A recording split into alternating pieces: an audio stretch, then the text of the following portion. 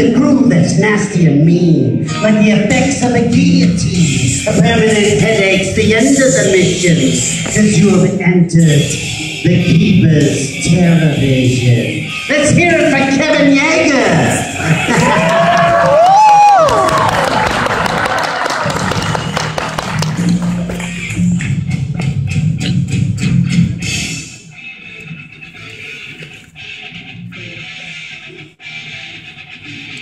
Great soundtrack, right?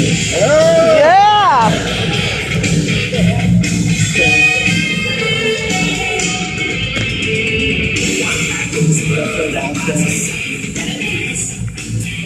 Hey man, nice shock.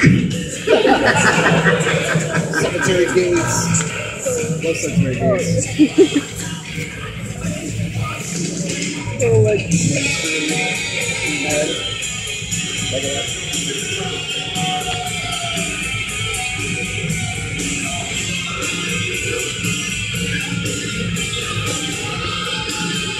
Original soundtrack, available on Big Scream Records.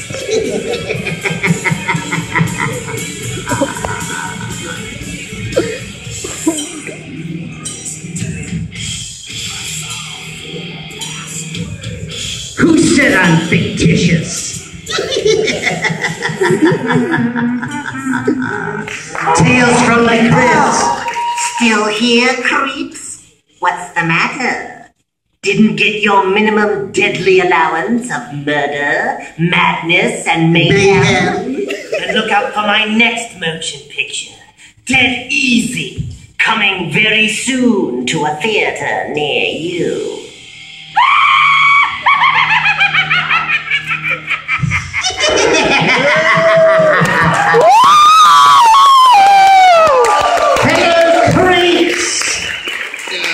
Yes. Oh yeah, baby, look at this. Look at that. I got my head on a stake, finally.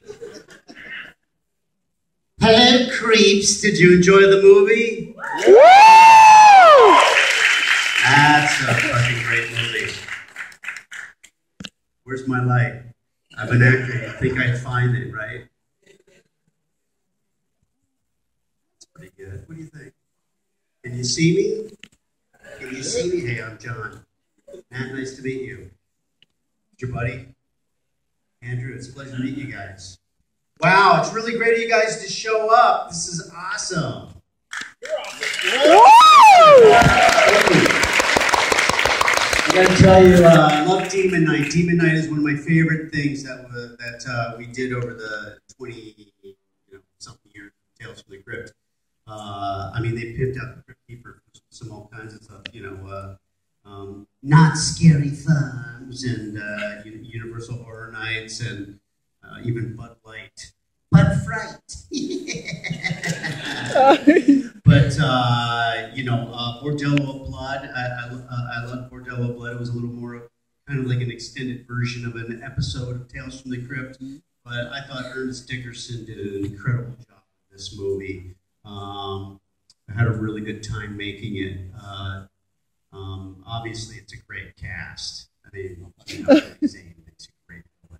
Right? There's a scene, you saw a scene, there's a scene where he's like yelling up the steps. He's got the demons on either side of him, and he can't go through the circle, kind of thing. And I was on the set that day, and they didn't have anybody to stand up at the top of the steps and taunt him. So they had me sitting there going, giving that shit to Billy Zane. So next time you watch the movie, think of me up there. Some funny stories. During the making of that movie, Ernest wanted, a two-story set, and a regular soundstage wasn't high enough for them to build the set that they wanted. So they went and got an airplane hangar out at Van Nuys Airport, which is in the Valley in LA. And, it's loud out there for one thing because of their airplanes. And half the stage was being used. It had to be at least as high as this here. They were testing jet engines on the other side, so they kind of had to split their time. And B, it was full of birds because the doors were open all the time. So there was a bunch of birds in there making a lot of noise. So every time they needed to get a shot, they had a magnum with blanks in it. And you know, when they're ready to make a loud noise, they go fire in the hole. So you know, everywhere they'd be like, "All right, lights, camera, fire in the hole." The birds would shut up for about 10 minutes. Action, and they'd shoot. They cut, and the birds would start talking again. You know, it was they got used to it. It was a very funny thing. But a lot of really fun stuff happening on that set. Those demons, their faces had to be controlled. The Crypt Keeper always had all these various wires and stuff connected to them. If you look at the earlier seasons of Tales from the Crypt, or maybe just the first season, you'll notice that the Crypt Keeper talks slower, more ominously. And that's only because the mouth didn't work very well. You know, I had originally auditioned what you just heard there for the Crypt Keeper, doing that faster and funnier kind of stand-up delivery. But you know, when you first start a show, they don't give them as much of a budget. So Kevin had to use a lot of spare parts from his shop, including, you know, he had made Chucky, so he used some spare Chucky eyes as the Crypt Keeper's eyes. He wound up loving it, so he, you know, throughout the life, the death of the Crypt Keeper, you know, he's had Chucky eyes, which is kind of cool. But somewhere along the line, when they started giving him a bigger budget, when the show's popularity started taking off, and put in more little servos, which are those little airplane remote control planes. But the demons, by the time we did Demon Night, they had perfected some kind of thing where they could make it, you know, he obviously had a much bigger budget for the movie, you know, making remote control, the faces work by remote control. So the servos made really weird noises, like these really weird kind of weird, creepy sounds. So they had to go back and loop a lot of those things because either that or the demons' faces couldn't move while other people were speaking. But that was one of the creepiest things, and it wasn't part of the movie. But they got these really thin dancer-type actors to get in the suits. They had these extended cloven hooves, so they had to, and they built out chest cavities, so they looked even skinnier. But they had to like balance themselves. These little mini slits moving around, they extended their fingers, really crazy kind of things. If you get a chance, look up the Crypt Jam on which is a song we did. Chucky Booker, who used to write a lot of music for Janet Jackson, wrote that song for us. And you know, it has the Crypt Keeper on its hair back and stuff like that. It's some really fun stuff. But that look is what inspired them, the demons look for this. And with that, you know, I'm going to open the floor to some questions and see what we come up with. My friend here, Peter, who's your host for the evening, by the way. Let's give him a big hand. What a weird night. Has a microphone so everybody can hear the questions. Please ask, you know, in a nice, clear tone. Try to keep your anecdotes to a minimum. Okay. Hands up. Anyone got a question? Okay. This young man here in the plaid. This is Sweet Theater, by the way. I love that. You guys play a lot of great art house movies and stuff. Not that Demon Night is art per se, but It's art to us. it is totally. It's a work of art. He's pretty good. I'm going to ask a question on behalf of Peter. He's known for puns. Any advice for Peter to carry next week in future screenings? Giving him puns. Don't try to compete. That was a pun. My name is Peter. You know, it's funny because over the years, you know, they pimped out the Crypt Keeper for, you know, like say like Bud Light and that kind of thing. But they also did like, you know, they call me up and they go, you're going to be doing, you know, some remote city's hockey team, you know, as the Crypt Keeper. And I was like, what? Come on, guys, you need to make the money that badly, you know. But sometimes the copy was really bad. The puns were so bad it just didn't work. You know, I'd have to improvise a bunch of shit for it because it'd just be like, you know, I can't even come. So they were so bad I couldn't even come up with one now that bad. But yeah, go ahead. Any more questions? Yes, this lady. Hi.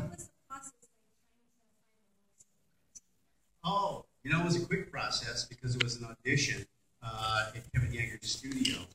I was doing another series for HBO called Person 10. It was their first series. I think there's only maybe a few people in this room that have been old enough to remember that show. The rest of you were little guys trying to, you know, catch some show with some titties on it. But it was HBO's first show.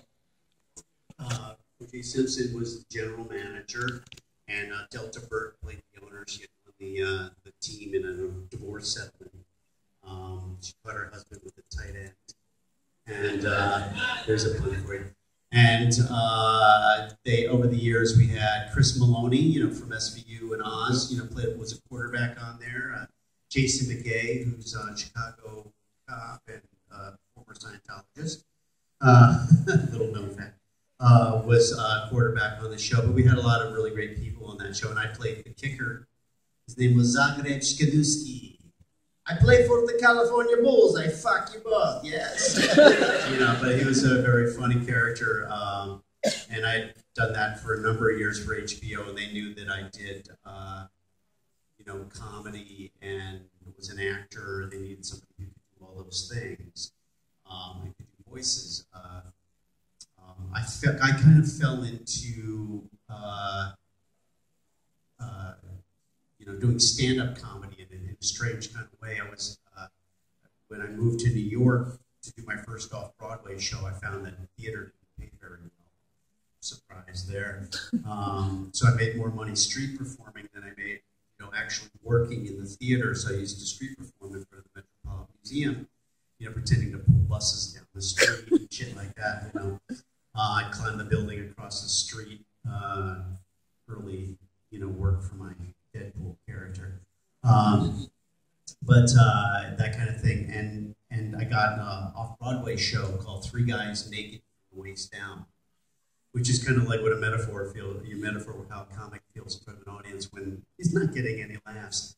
And it starred me and Scott Bakula, who was pretty unknown at the time, and who you all know from NCIS and, you know, Quantum Leap and all these great shows.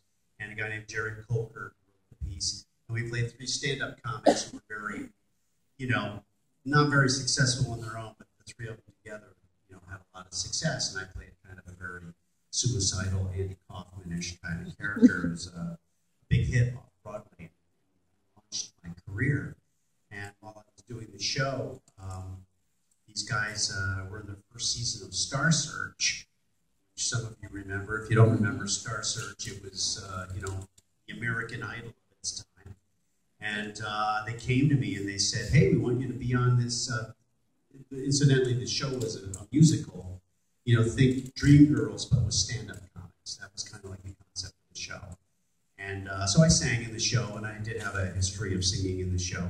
Your keeper sings better than I do, actually, but Mo title bomb, didn't ball my dad and mom.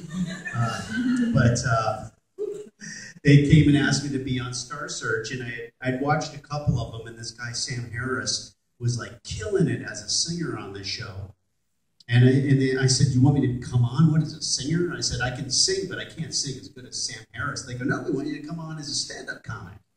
And I said, you know, I'm not really a stand-up comic. This is just a part that I'm playing. And they go, well, you can win $100,000. I'm like, fuck, I'll do it. They go, have you seen my act? I'm working on it tomorrow night. So, you know, I got my ass in the clubs, and I worked up some material, and I started, you know, I kept winning. I eventually got to the semifinals. I beat a comedian who was just up and coming named Rosie O'Donnell. And and I beat a guy named Sinbad who was up and coming in the finals. And I won $100,000. And the next thing I know, they're going, "You're going to open for Tom Jones in Vegas, and you're going to open for the Temptations and the Four Tops on their TNT tour. Oh, this is awesome, man! You're going to be opening for all these great acts." I go, "I got no fucking act. I'm going to open for all these guys, you know." So I got my ass into the clubs, and I started working on my act. And because I did voices and characters, you know, I would do like the Wizard of Oz in 2.5 minutes. As mayor of the Munchkin City in the county of the land of Oz.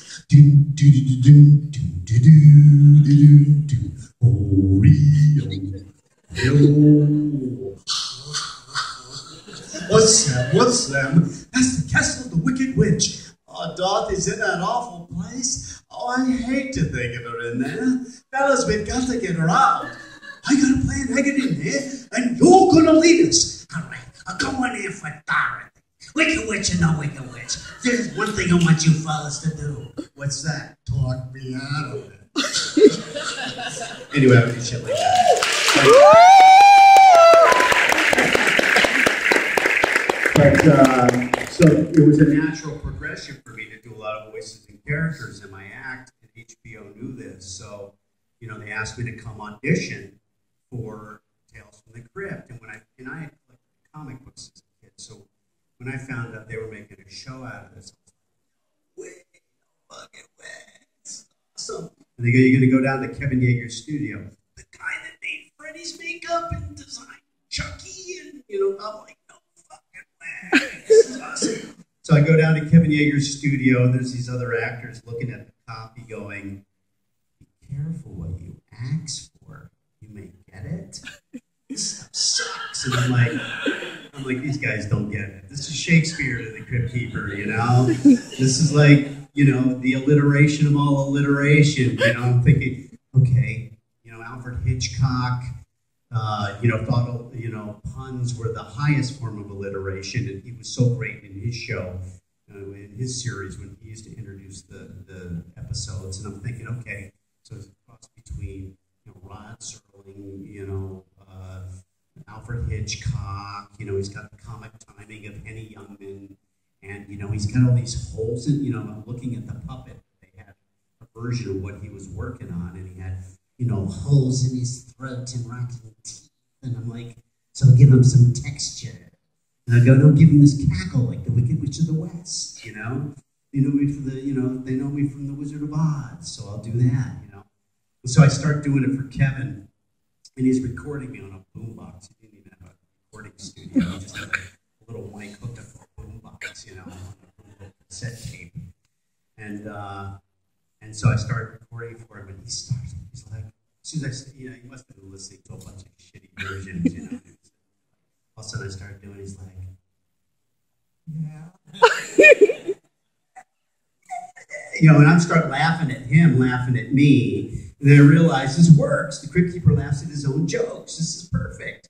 So I start doing it, and I'm doing it for him. And the very next day, he had me doing it for Joel Silver and Dick Donner in their office. And they offered me the part right there in the office. So that was a pretty quick, you know, turnaround. So that's pretty much the truth of exactly how it evolved, you know, into me getting the part of the Crypt Keeper. You know, over the years, you know, it's, you know, you know, people thought, oh, is it going to evolve? They're going to do something else. You're going to have a different voice, that kind of thing. And I think that this Crypt Keeper, you know, and it's not only because of the Crypt Keepers, because they did such a great job with that show. You know, these guys had a love for it, and they had the best producers and directors in the business, and they had access to the best actors in the business, the writers, and everybody wanted to come work on Tales from the Crypt because it was kind of a playground. They could come and say, hey, you want Michael J. Fox, you know, you want to come direct an episode? Yeah, I'll do it. So Michael Keaton, you know, Tom Hanks, you want to direct an episode of Arnold Schwarzenegger? You want to direct it? Yes, I do, you know. And they came in and directed an episode of Tales from the Crypt, and it was a lot of fun. They had a great group of guys. Todd Masters was the guy that did the practical effects every week on the show. He's, you know, he is a master of effects, and which I think is one of the reasons why we all love horror, right? Because they still use practical effects.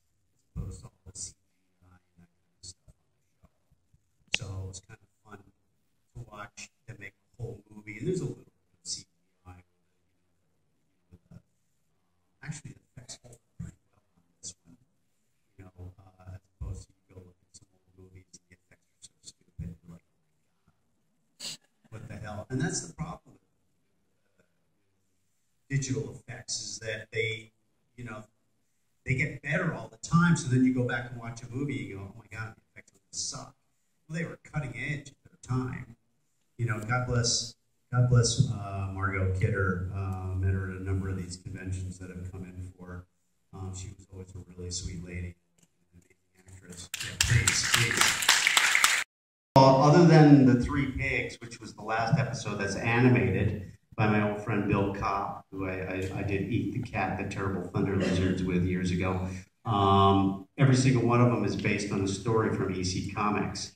When they licensed the show from William Gaines, you know, through Tales from the Crypt, Tales from the Dark Side, Two-Fisted Tales, Tales from the Vault, I can't even tell you the name of all the comic books, but they had access to like over 550 stories. So they're all based on those. So, you know, if anything pushed the envelope, it was kind of, you know, right out of the gate. I mean, still one of my favorite episodes, the one that I point to, wasn't the first episode shot, but it's the first episode shown with William Sattler playing the man who was death, where he plays the executioner in the prison. And they got Ry Cooder to come in and do the music. Walter Hill directed it. Just an amazing episode with him talking to the camera, where the fourth wall breaks down, and they did a lot to try to capture the comic book in the way they shot the show. In fact, sometimes they took the frames right out of the comic book and used them as a storyboard to say, okay, that's how we're going to do the shot. We're going to shoot it just like that, just like you see that frame. You know, so, of course, there was Oils Well That Ends Well, which of course starred me. Had a makeup. It's funny, some people still think I wore makeup.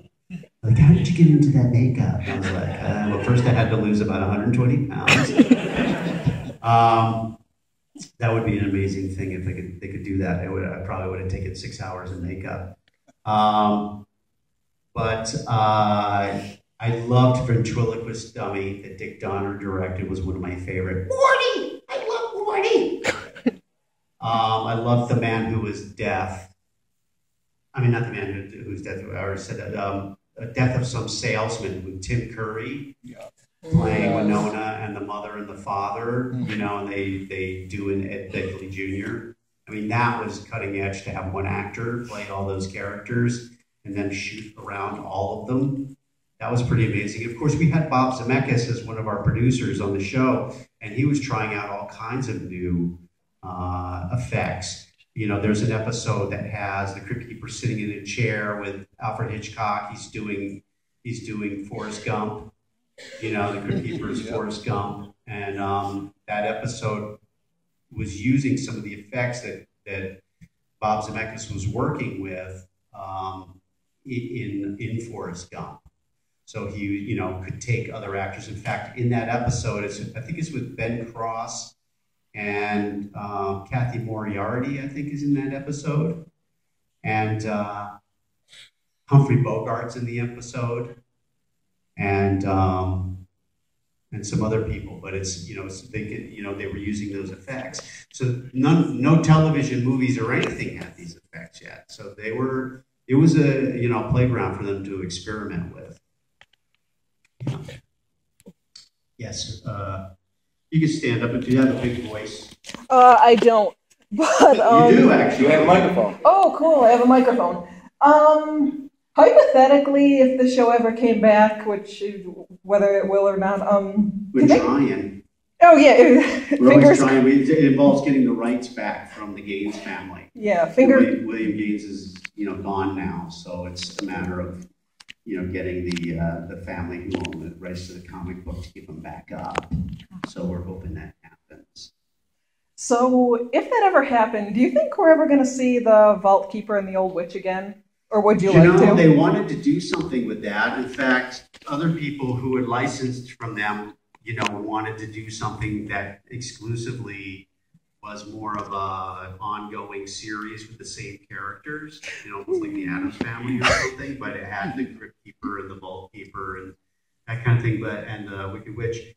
But of course, you know, once they found out they couldn't have this version of the Crypt Keeper because that was specifically made by, you know, the guys that that did the show, that I did the show with. Kevin Yeager specifically made it for them. So they own, even though they can't use the Crypt Keeper as the Crypt Keeper right now, because they don't own the rights to Tales from the Crypt. Tales from the Crypt can't use that Crypt Keeper either, because he's like, if you think of him as an actor, me and Kevin Yeager's puppet, combining to make one actor, we're out of work.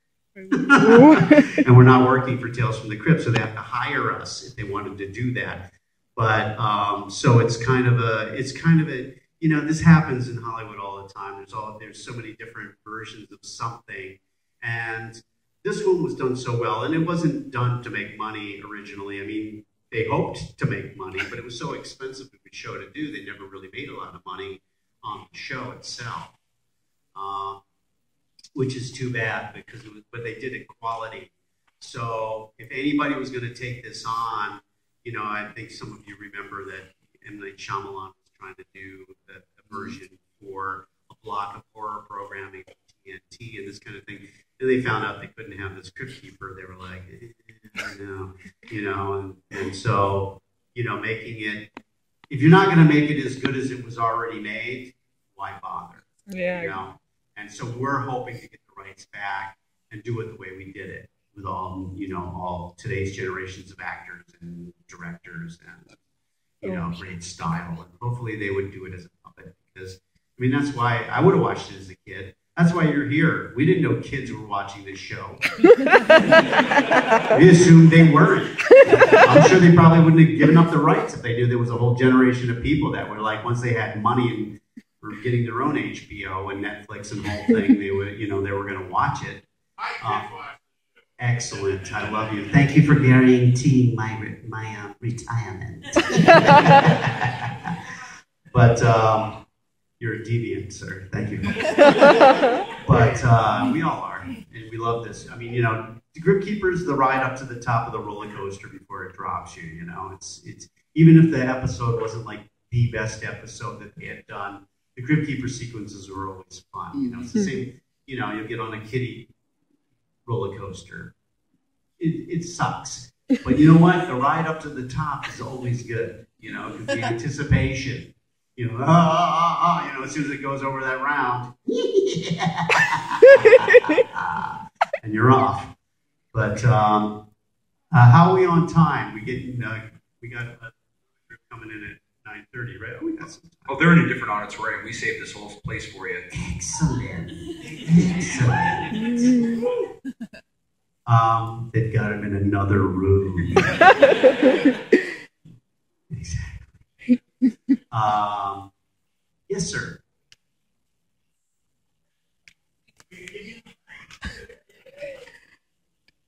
First of all, Mr. Kassir, it's an absolute honor to be this is a surreal moment for me, because, you know, and I'm sure it's a surreal moment for all of us. No. You, on the other hand, no, I'm kidding. You know, because everybody always said, you know, everybody has their favorite horror icons. You know, everybody likes Friday, everybody likes Jason, Leatherface, Michael Myers, but I was a Frankenstein guy myself.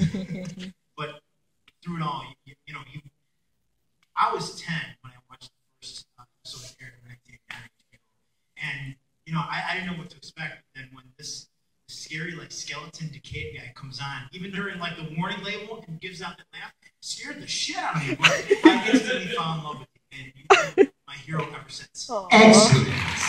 I'm so glad to be a part of your life. Thanks, my friend.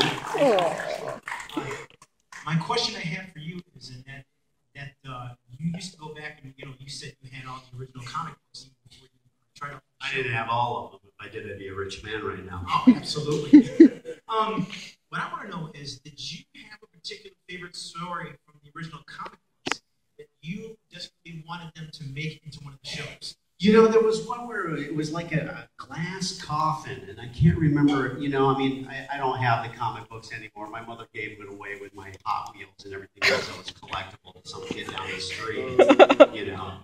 Mom didn't know. She didn't know. She was like, oh, that, you know, caused juvenile delinquency, which is what they believed back then. And they still do. But, and look, we're all proof of that. I can't remember the names of it, but there was one in particular that I remember scared the crap out of me. I'm trying to remember exactly what the story was, but I do know it involved a guy waking up in a glass casket and being able to see outside the casket through glass. It was I remember seeing it. They usually post pictures of older issues like that. And I remember that one. Don't exactly the story per se, but if you do, post it for me. absolutely. Thank you. I appreciate it. It's a pleasure to meet you. Thank you.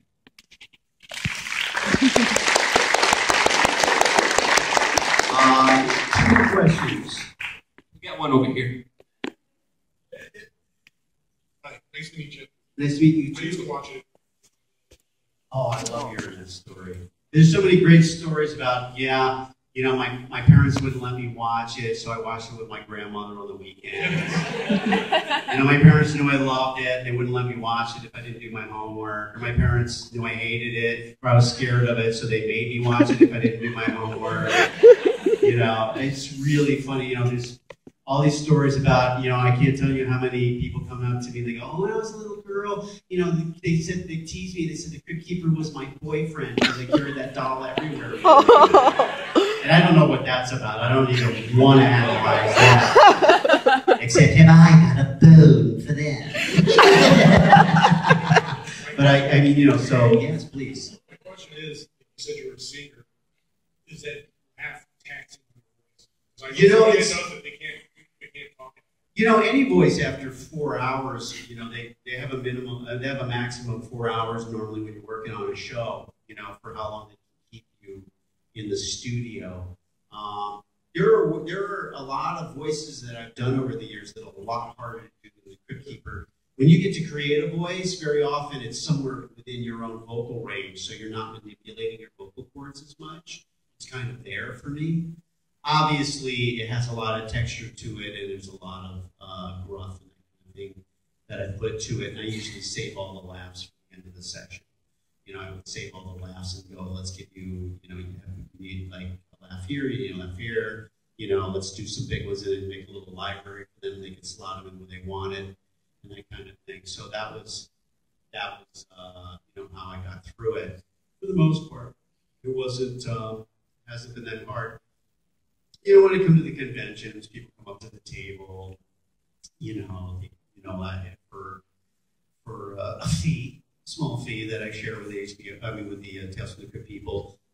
We do voicemail messages for people and stuff like that. But, after a full day or a full weekend of trying to talk over top all the noise in the room, it's not into a microphone.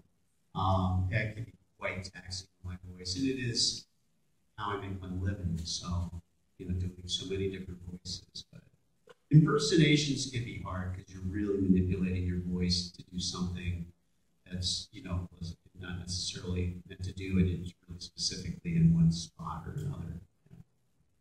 Mr. Kassir, just before we take the last question, Yes. I'd like to say it's been an honor and a pleasure for you to be here with us tonight. It's all mine. It's The ride here wasn't so much fun, but to Buffalo, but I love being here.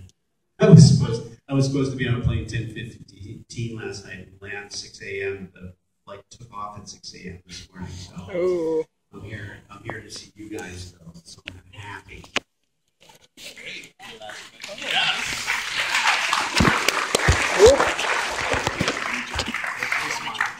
Eugene. Yes. Well, my one question is just, I love the show. I grew up watching it. But I remember when I was younger, the first few seasons, I recognized almost all the actors on it. Then the last couple of seasons, it's like something changed. And I don't know if licenses or something got bought out by England or British or something, because I started seeing other actors that I didn't recognize at all. You know them now?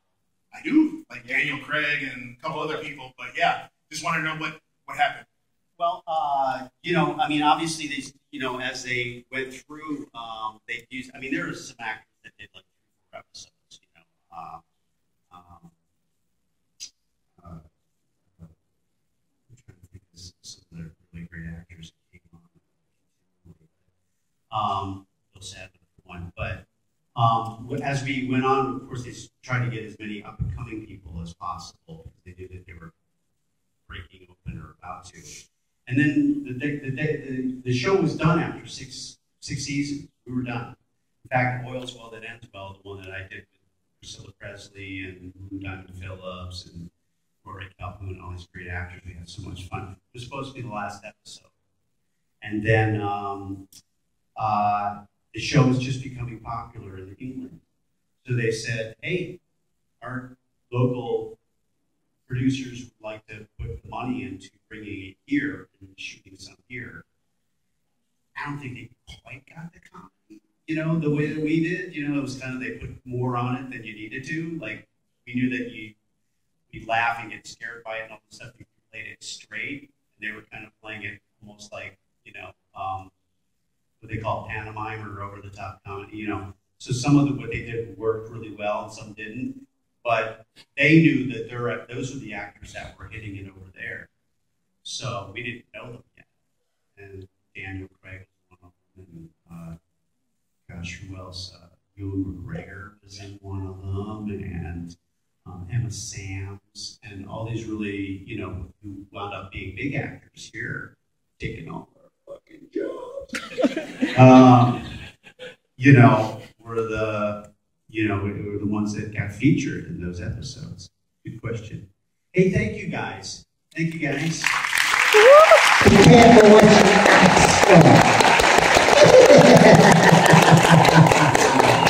You may get it.